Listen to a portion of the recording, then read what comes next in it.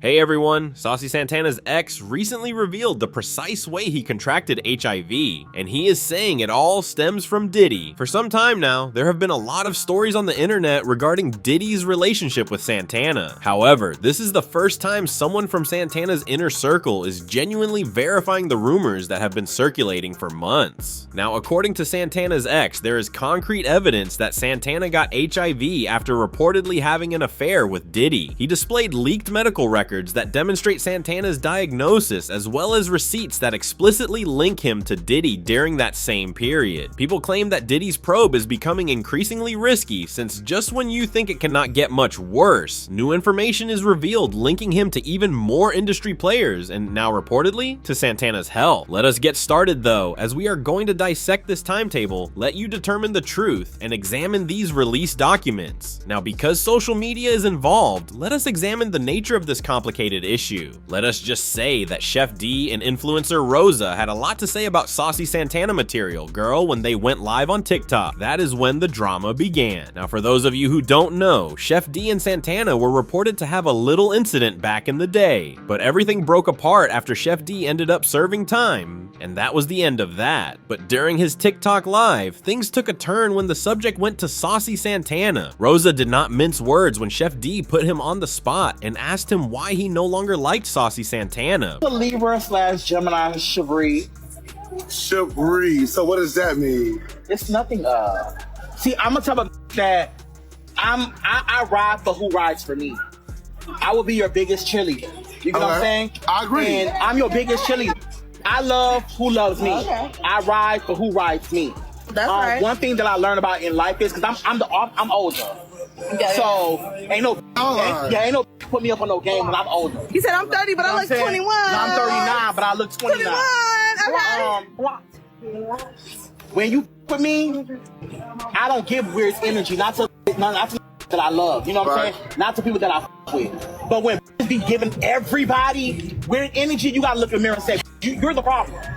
If everybody around you is having the same story, baby, they're not the problem. You're the problem. If you my friend, be my friend. But don't be weird and pick and choose when you want to be a friend. That's where I'm at. So I'm into a season where I'm keeping the same energy with every bitch. It's just TikTok shit. It's not genuine. No, it's not a TikTok shit. It's called a characteristic flaw. People have those.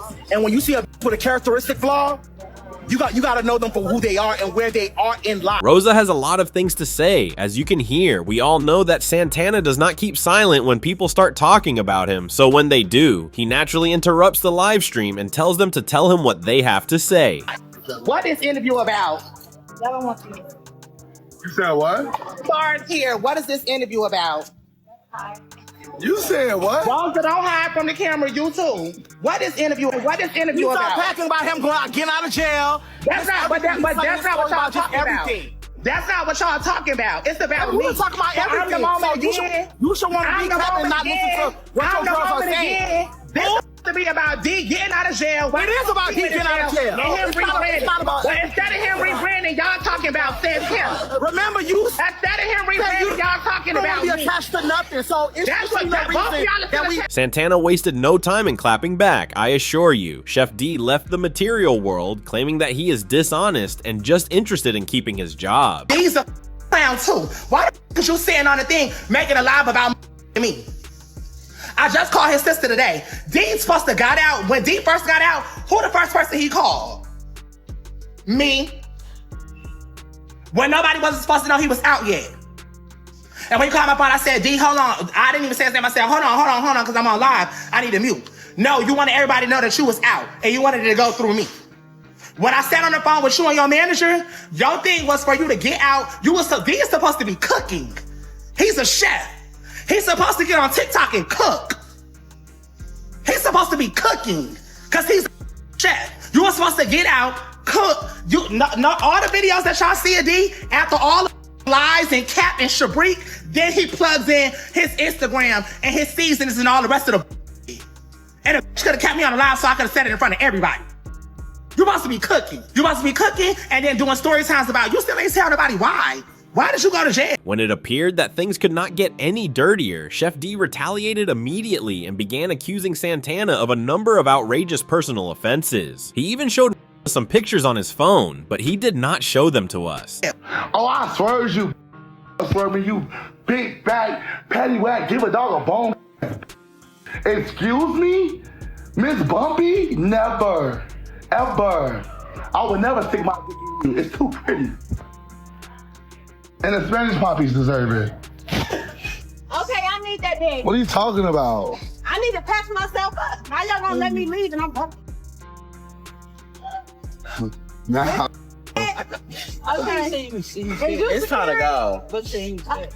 It's time to go. The fact that Santana has been extremely silent ever since Chef D made those threats is what is getting folks talking even more. He has not attempted to clap back in or come out to deny you anything. Many onlookers find such quiet to be extremely strange, and since this is not the first time Didi's name has surfaced in such speculations, the timing of these accusations undoubtedly caused some people to take notice. And if you have been following along, you are already aware that speculation on Diddy's health began when he appeared in court for the first time following the dismissal of those lawsuits. You all recall how the internet went crazy when people remarked that he appeared to be significantly thinner than normal, and that his dramatic weight loss led others to believe that something more serious was happening. Then the rumors began to circulate. Online users started to speculate that he was experiencing more than simply the stress of his legal crisis. Some believed it might have something to do with health. It did not seem like it took long for rumors to escalate into full-fledged conjecture, with some individuals claiming that D might be coping with something far more serious, such as HIV. And now those old accusations are coming back and receiving a lot more attention because of Chef D's latest allegations that Santana reportedly contracted the virus from Diddy. Fans are particularly shocked by D's recent confirmation of the claims that Santana is Diddy's boy toy, even though you guys are not surprised that Diddy is exhibiting his qualities. His claim that Santana reportedly contracted HIV from Diddy makes that extremely evident, even though he did not say it directly. As for the latest stories about Diddy and Santana getting down and heavy, I know you have heard them. It turns out that Diddy allegedly pimped Santana out to his other wealthy friends in addition to being unpleasant. Saucy Santana's name has been associated with trouble before, so let us not overlook Jane Doe's evidence during the trial. Jane Doe claims that Santana was paid to perform for rappers at those private events, and I believe you can all figure out what that actually implies. She said that she first encountered Santana at one of Diddy's notorious freak-offs, where he was allegedly working as an 8-board. However, it did not stop there, as Jane Doe claimed to have met him again at another freak-off, this time hosted by a different well-known rapper. As if that were not enough messy, Santana apparently went one step farther. Jane Doe claims that Santana's loyalty to Diddy went beyond their alleged romance. To demonstrate his support for Diddy, he allegedly snitched on her and told Diddy about it. It is obvious that the loyalty went deeper than most people realized, and perhaps so did the consequences when you compare that to everything that is currently coming to light. Verified the claims that Santana was Diddy's boy's boy. His claim that Santana reportedly contracted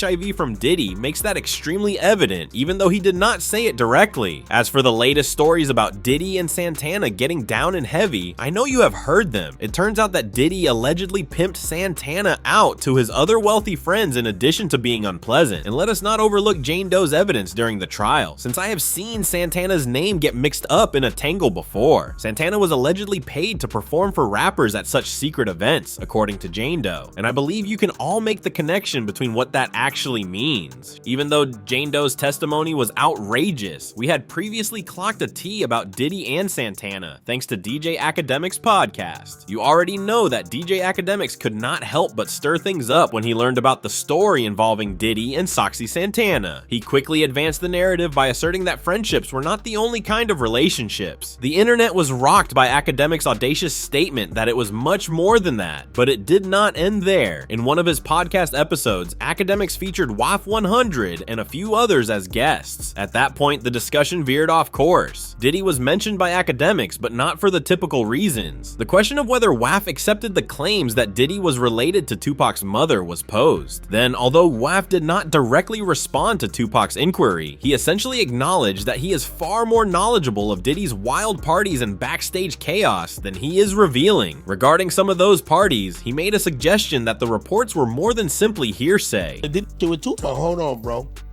And Diddy's innocent. No, he's guilty of having parties. What I mean? Huh? What's a party? That's what shit he ain't supposed to be doing. Like, what that mean? What Because party mean? that Gene Deal What be he saying he's coming out with, like, you know what I mean? Gene They got ain't gonna towels lie. around their waist. I'm gonna tell you this about Gene. I know Gene. That's K-Say fam. To put things in perspective, Whack 100 was not just bringing up those parties without warning. He was referring to the widely shared Drink Champs video in which Diddy essentially tries to coerce Fabo Lawless into hosting a different kind of party. When I say different, I assume you all read between the lines and figure out what sort of gathering he was referring to. However, Diddy was in the video, making everyone uneasy with Fabulous and Jadakiss. He was talking about how they never went out together, but it did not sound like he was referring to the club or the pop bottles. Yeah, Mr. Lee. Yeah, I love this drink. Where you put my Chance with you. I bag like at? when you like this, Daddy. Yeah, where you put my bag Daddy, at, I like Mr. when Lee? you It's scrambling right and here. scraping. No, I got I notes like and that. shit. Did you miss me though? For real, because I'm I saying miss- it seems like a thing. I It's miss his partying birthday with party, Puff, man. I Man, miss but I'm partying talking about with- for your birthday. Huh? Why won't you party with me for your birthday, man? Yeah, we partied for my birthday before. You came to my party. No, but me and you ain't never really party. You know what I'm saying? However, Whack 100 went one step further, so it did not end there. He said that Young Miami and DD Saucy Santana were supposedly hosting parties, and you all know what that means, dude, so they were not just hanging out at normal parties. Some Saucy Santana. Nah, stop it. Now Stop. that we got there, No, stop. you the one said maybe the girl, Saucy, and Puffy having parties. Don't act like you didn't say that. Don't tuck your tail. This is where it becomes even more intriguing though, as Santana attempted to put an end to the allegations that were circulating about her and Diddy. He denied any involvement with Diddy. They were saying you was with him. They were saying this. Do you know? Do you know It how was much? so weird. Do you know how much that used to piss me off? They would. I never believed it, but I know Santana seen it. That's Girl, why Dad, it's I used to be funny. on YouTube like, ew.